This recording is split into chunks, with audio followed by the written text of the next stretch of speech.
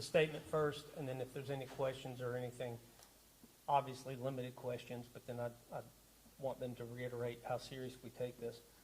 This morning, school resource officers discovered a large bag of ammunition in the backpack of a student. Within minutes, patrol officers, criminal investigators, and county deputies responded to the schools to protect our children. Given the situation and the unknowns of the presence of a firearm, the decision was made to lock down the high school and ECTC. 2 other students of interest were detained and questioned. Once it was determined that the firearm was not present at the school and law enforcement had all subjects of interest detained, the lockdown was lifted. The response and decisions were a collaborative effort between school officials and law enforcement, and I cannot thank Dr. Thomas, Dr. Can, and Mr. Sauls enough for taking these situations seriously and reacting appropriately. In 2024 America, we must keep our children and school facilitators safe while maintaining the mindfulness of educational setting. If it means that we lock and hold down until the unknowns are known, then so be it.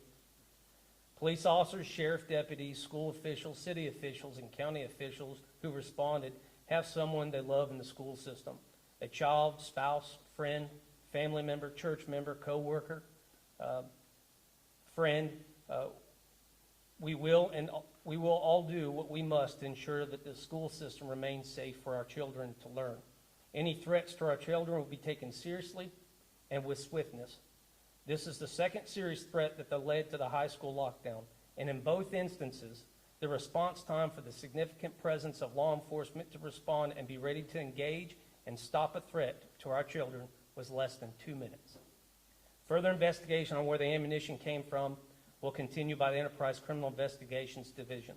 I want to thank the City of Enterprise School System for their support and understanding, Coffee County Sheriff Byrd for his and his deputies' response and protection of the other schools in the city, 12th Judicial District Attorney James Tarbox for his response, Juvenile Probation Office for their response, numerous state and federal agencies for their investigative support and response to the city, surrounding agencies' willingness to send additional law enforcement, the phone calls we all received during this, where do you need us? And most importantly, the community for their understanding. It is not just one municipal police department willing to protect the innocent. It's a large community. We will continue to take any measures to ensure the safety of our children, and we want to reassure you of our unwavering commitment to this cause. So that's I have on the statement of what occurred. Again, everything else is still under investigation. There is no current threat, but we take it very seriously. So. I know there's limited information you're able to give out at the moment, but are there any charges expected for the student that brought the ammunition to school? At this time, based upon the facts and circumstances that are known currently, there are no criminal charges that are applicable under Alabama state law or federal law to this situation. However, as Chief Moore indicated, the Criminal Investigations Division is still working on this matter. If more information is learned that would make charges appropriate, we absolutely will charge the student that had the ammunition. So let me back up also and add, somebody else needs to be thanked, is the person that had enough intestinal fortitude to go to the officers and said, hey, there's a problem. That's how we end it. You see something, you say something. And I appreciate that person having enough gumption to end this before it could have turned bad. So I thank them very much. I thank the community. I thank anybody that has, if you have knowledge of this, let us check it out. A lot of times we get complaints or we get information. It's very, very quiet that we do an investigation. This one, we had no time to do anything quiet. I wanted it safe immediately, and so did everybody else standing up here. So. And Dr. Thomas, I know that you guys I know Enterprise High School was kind of busy this afternoon with a lot of parents in there, in and out, checking out their kids, getting texts from students, hey, I don't, maybe I could check out anything on that, like anything. The thing about that, when the parents came to check them out, the situation had been resolved.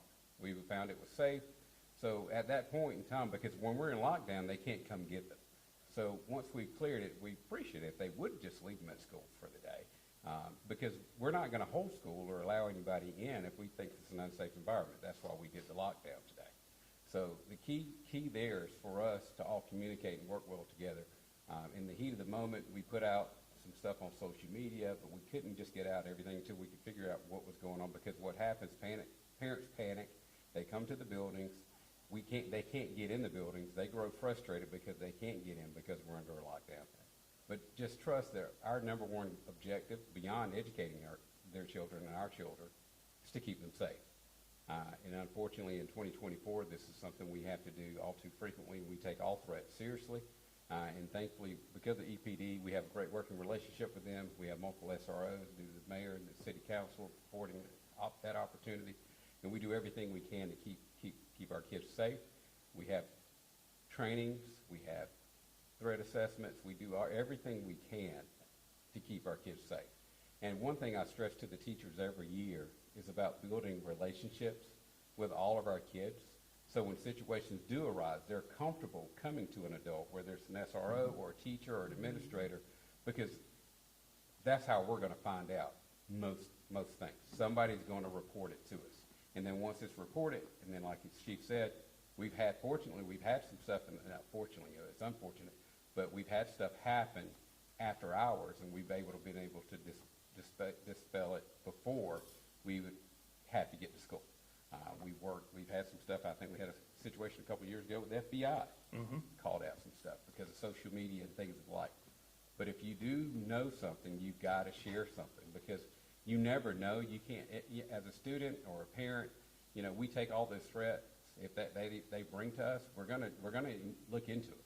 So, but the only way we're gonna know is if they share it. So we're asked that everybody be vigilant, and we hope and pray that we never have to deal with what the people had to deal with in Georgia yesterday. I hope nobody else has to deal with. But unfortunately, it is our society, and until the higher ups decide to do something different, when I say the higher ups, our national officers, elected officials, to make a change and actually put some teeth into some of the policies and procedures, this stuff is going to continue, unfortunately.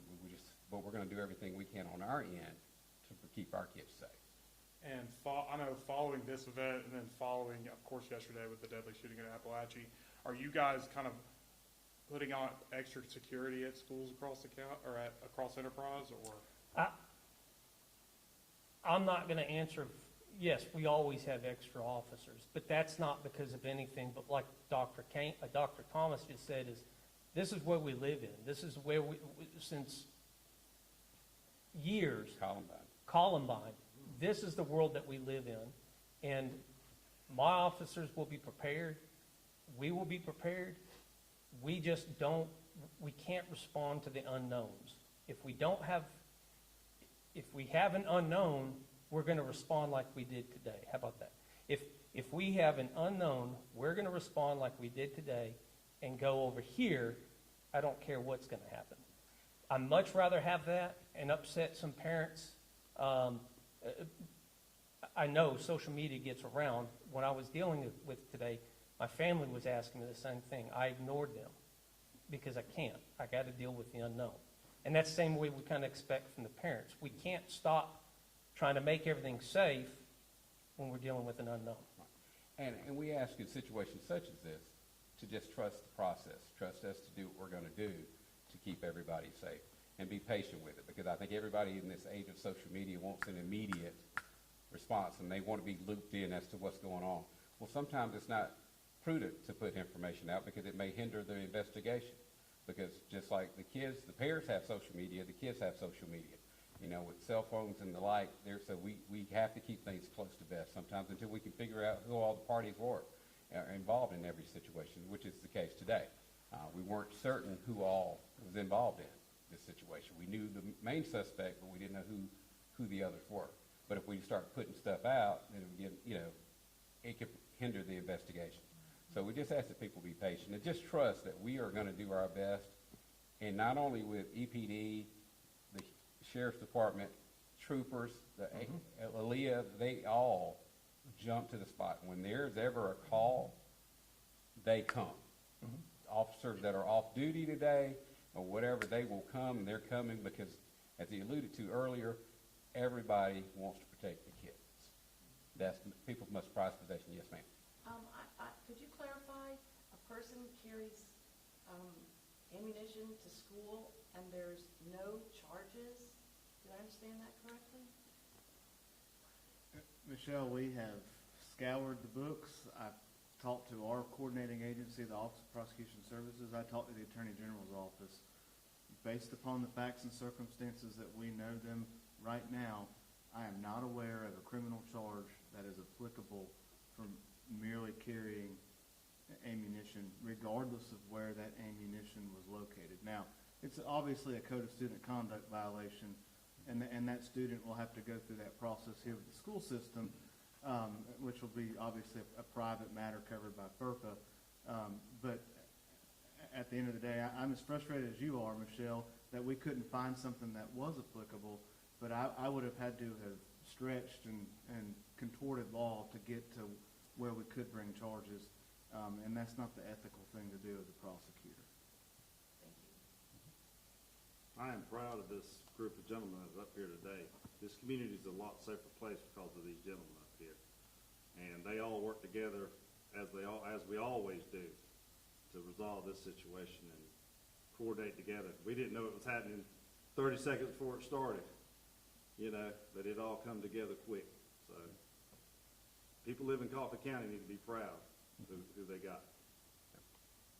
Just as kind of a final parting thought, I know we mentioned the tragedy that happened in Georgia yesterday. Do you all have any final comments for parents and especially these students who are going to school every day on, how to kind of handle and with their mental health as well, handle these situations and returning to school every day in the wake of, like you mentioned, the state of 2024? I don't know how to, the emotion part, if you're feeling emotions, there's people that you can talk to. But we have to keep on living. We have to go back out. We have to come back to school. We have to get our education. We have to go to work. That doesn't go away. We are doing things with the police department the following on days to hopefully make the community feel more safer. And I feel, because I've got a daughter that's a school teacher, I've got a wife that's in education, I've got family and friends and everything else that still have their kids in school, and I have no fear of my kids going to the school. I can't have that fear because you still have to do it. Now, what mitigates that fear is knowing what to do if something was to happen. First of all, like I said, if you know something, say something. That gets rid of the guilt if something was to happen and you knew it. It also mitigates a lot of these problems. Number two, if something was to happen, just get away. Run away from the shots. Run away from everything. Lock yourself in. Whatever you have to do. And the third thing, if you are in that situation, is to fight. Just simply fight for your life. Throw whatever you've got at them. Stop whatever you can. But understanding, like I said, Enterprise Police Department, the state troopers in Coffee County, in the last two incidents, were in that place within 2 minutes. Every major school in the city has a police officer at it, or has one within a minute around them. So that ought to make us all feel a little bit better. All the officers are prepared to take on a threat, to include myself and the equipment that I have. And I am willing to lay my life down for any child in this city. So, And I are you, too like to say that I would like to thank the police officers, the sheriff, and the district attorney's office, as well as the Enterprise Police Department and Dr. Thomas and the staff for what was done this morning. We certainly want our police department to be more proactive than reactive. And again, knowing the situation across the country, we can't ever be prepared for what things might happen. But at least we try to nip things in the bud once we find out what's going on. So again, I think that what was done this morning, that we have really gone through the hedges and highways or whatever, and we've gotten to the bottom of it, and now we can kind of rest this afternoon. after are the kids go to searches, school. are searches gonna be at the school, are searches already a thing, and or are they gonna become more normalized? So certain things that I do have that because it is part of the community, is that the school system and I have gone into partnership almost 3 years ago and purchased a explosive and firearms dog. And it smells individuals, it smells lockers, it smells property and everything else. He's active in the school. He's around. Anytime that anybody sees him, he's walking. He was used this morning. He hit on the car that was used to transport it. That's obvious because it was in their backpack, right? So he is used all over that school. The high school has 2 SROs in it. So that is public information, public knowledge, that active steps that we have taken. There's other things that we have taken that I'm not going to let privy because I don't want anybody to know that we're doing it, but we have always taken an active step in protecting the children. So, And to that last point he just made, trust that we have safety precautions, but we can't share them with everybody because it kind of, it defeats the purpose. There are things that we do for safety, just like as our nation, they have certain things they do to protect us. They don't tell us everything. Some things the public does not need to know. But just trust that we have protocols in place, and they're there, and we practice them, and we trust, the processes as best we can. Can we say we're going to prevent everything? No. But we do our best to be our due diligence to make sure we do, keep our kids and faculty as safe as possible. I don't wish what happened in Georgia yesterday to happen on anyone ever. Yesterday was a bad day. And I felt for the superintendent yesterday when I heard him speak. I was watching CNN, and I just hate that he had to be in that position because we got into education to love kids and educate kids and to keep them safe, but not from bullies. That's not what we went to school for. That's not what we have our training for. And I know these guys train to keep everybody safe, but their objective, they didn't think when he started his career, however many years ago, because he's a young man, but however many years ago, that this would be at the forefront of one of the things he had to do. Yes, ma'am. 2 campuses were on lockdown across the city almost. Is there a reason? They're both high school kids. They're both high school kids. It was ECTC, our Career Tech Center, which houses high school kids. So we had to make sure they were both locked down. We weren't sure who all was involved. We knew from the information we had, no other schools were involved, and from the outcome of it, no other schools were involved. So once we locked them down to make sure we had all the accomplices.